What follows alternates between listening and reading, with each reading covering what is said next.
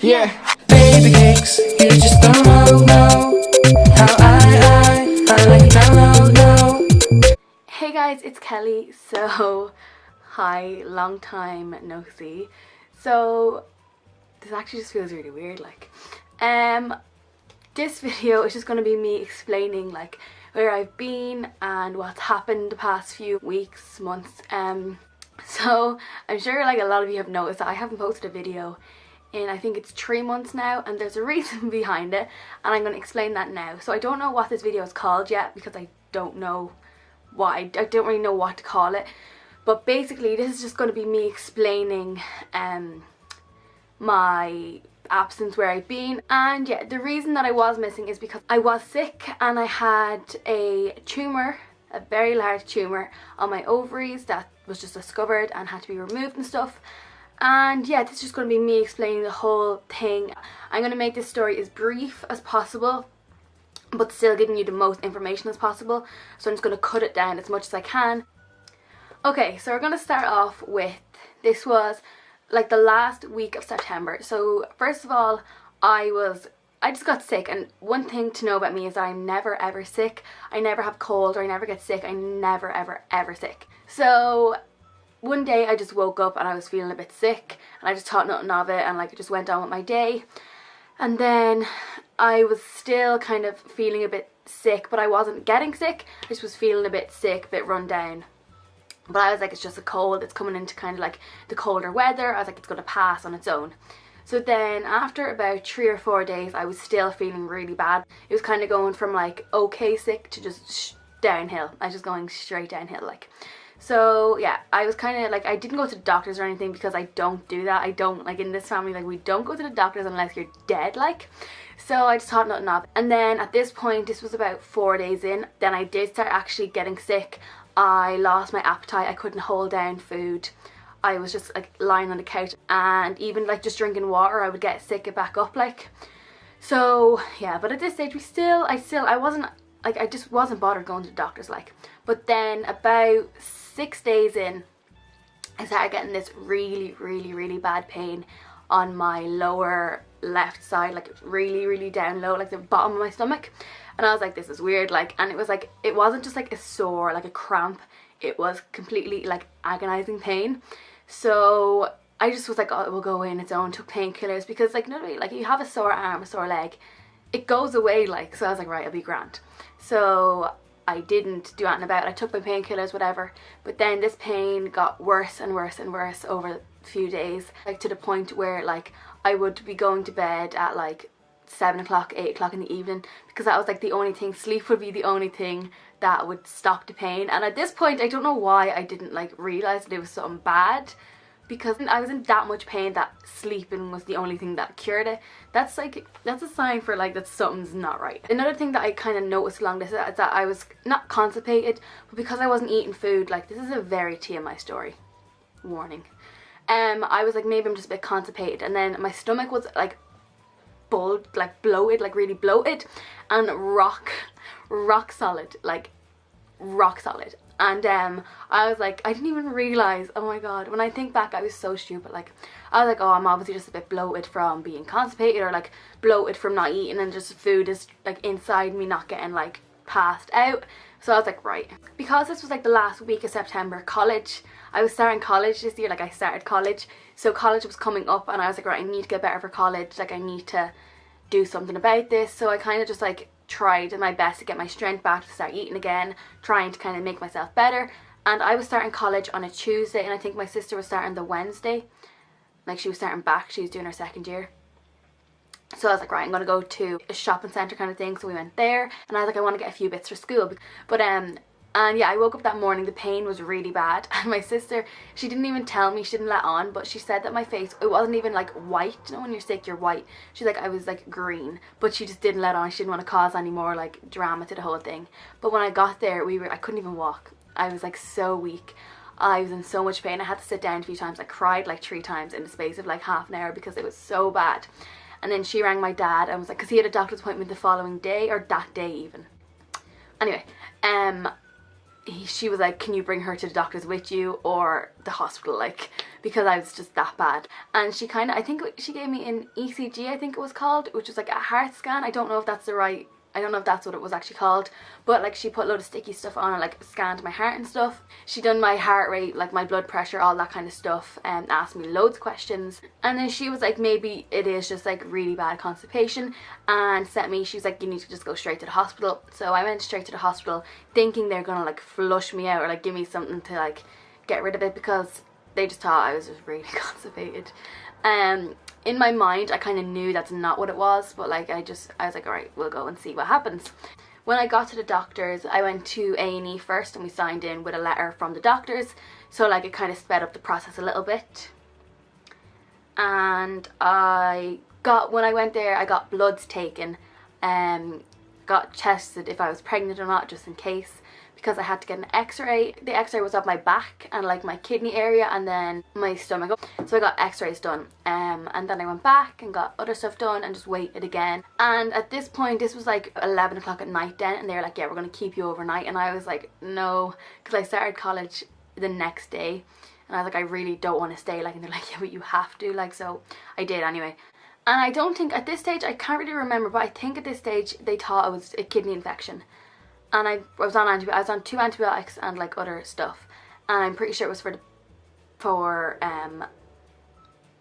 kidney infection. Jesus, for a kidney infection. So I was down, yeah, this, I think it was Medical 1. I don't know if that's but where I was Medical 1. So yeah, I think after 2 or 3 days I was there, I think they kind of had an idea, so they brought me for a CT scan, and I got that done, which was fine. And then I came back and I got moved from Medical 1 to Surgical 1, because Surgical 1 is surgical, and when I heard Surgical 1 I was like, great. But at this stage I think they had told me that there was a mass, but they didn't say where, didn't say what it was, but they said you do have a mass, and I was like, crap. So I got moved to Surgical 1. And like there I had more tests, I got bloods, all that stuff. I think I got bloods taken every day because the antibiotic I was on was so strong. One of the ones that I was on was so strong that I could mess with your like blood and stuff. So I got bloods taken every day. I got an injection in my stomach every day to stop blood clots. And like for someone who is not good with needles, I literally just had to grin and bear, like, because I knew it just had to be done, like, and I was like, now I'm just like, yeah, needle me, I don't care, like, just do it, whatever. So yeah, I had a CT scan, and I also had an MRI at this stage. I can't remember how many days in, but I had an MRI as well, which was so scary. Oh my god.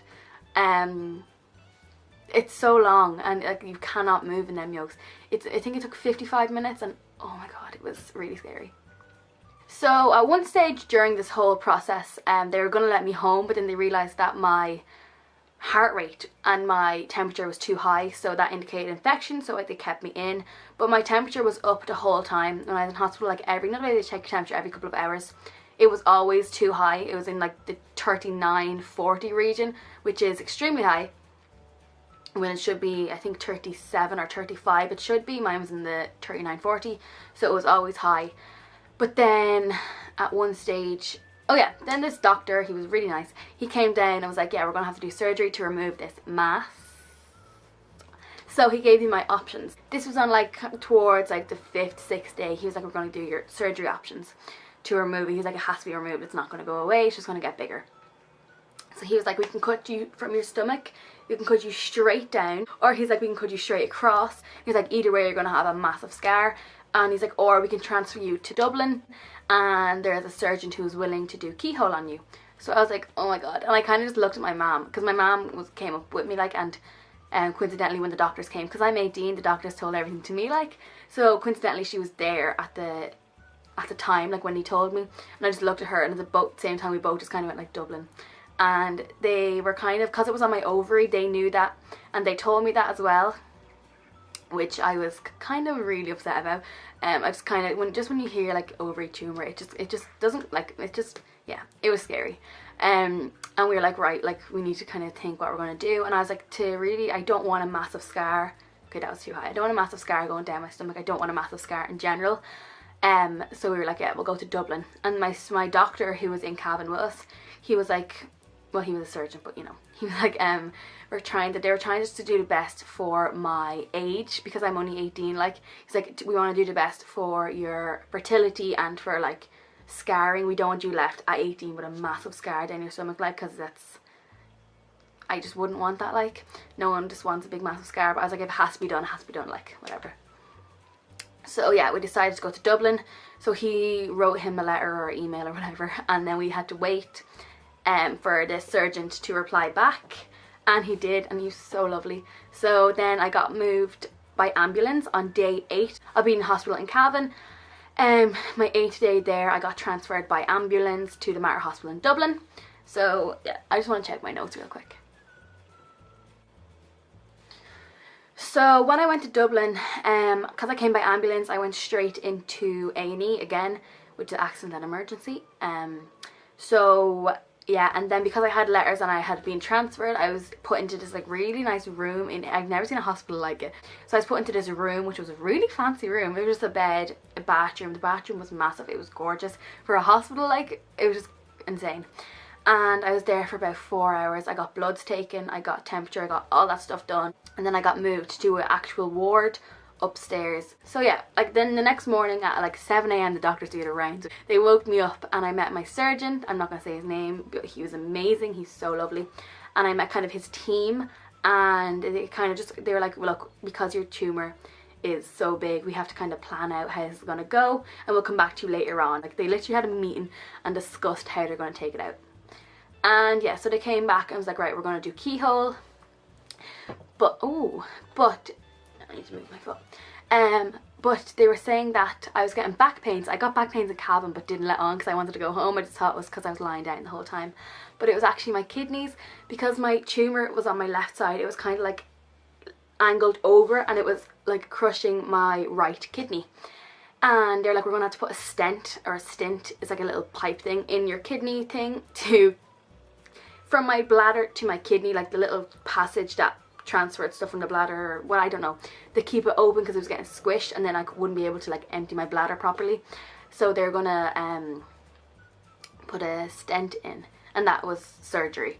So one morning, I think this was my 2nd day in hospital, they were like, you could get your surgery today, but if there's like an emergency surgery, you won't be, like, we prioritise kind of like the emergency cases, which I was like, yeah, I totally understand that. Mine was emergency, but it wasn't as, it didn't have to be like 1 extra day, 2 extra days wouldn't have like killed me.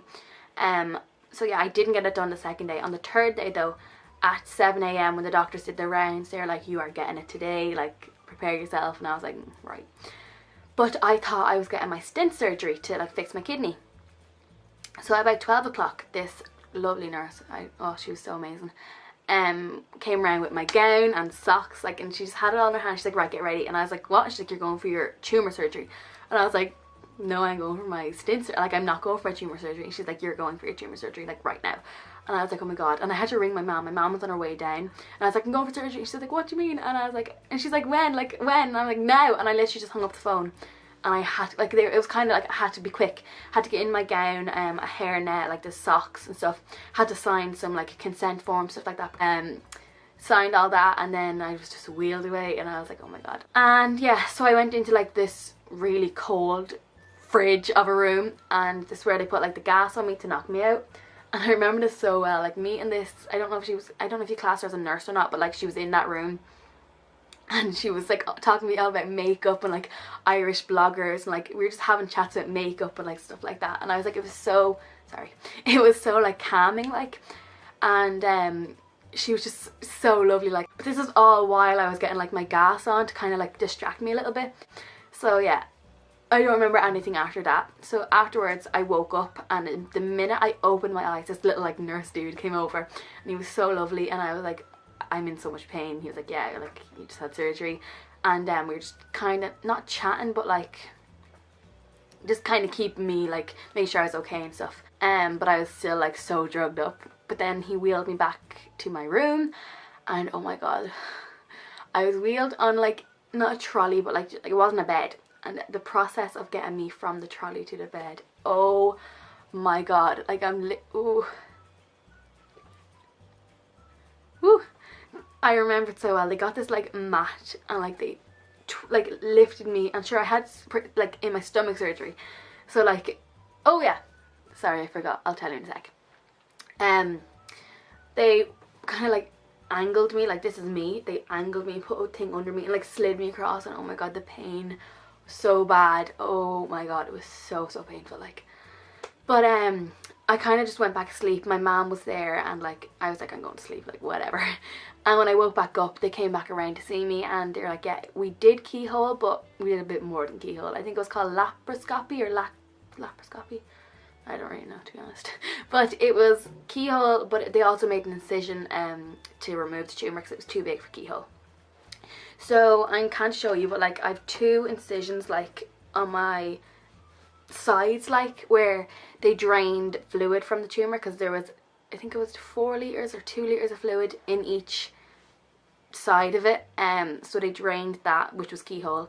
They cut open my belly button, I think there was a camera in there to kind of just see what's going on, and then like right under my belly button, it's like a C-section, there's a cut, a big cut, where they just pulled it out because they couldn't get it out through keyhole because it was too big. So yeah, I don't think I told you how much it weighed yet. So yeah, my kilo, when they told my kilo, no, whoops, my tumour weighed 9 kilos, which is 1.5 stones, which is 14, which is 21 pounds. 21 pounds, like I don't understand. And they're like, you know, like, how did you not realise? And when I'm thinking back now, there were so many things I should have realised I didn't. So yeah, that's basically what happened. Oh, it's 28 minutes long. I didn't really go into as much detail as I could have because there's just no point, but that's really what I went through. Extremely painful, extremely hard process. That's really it. That story was all over the place, and I know that. It doesn't seem like, yeah, wow. I don't think it seems like when I'm telling it as bad as it was, but like that's just my story.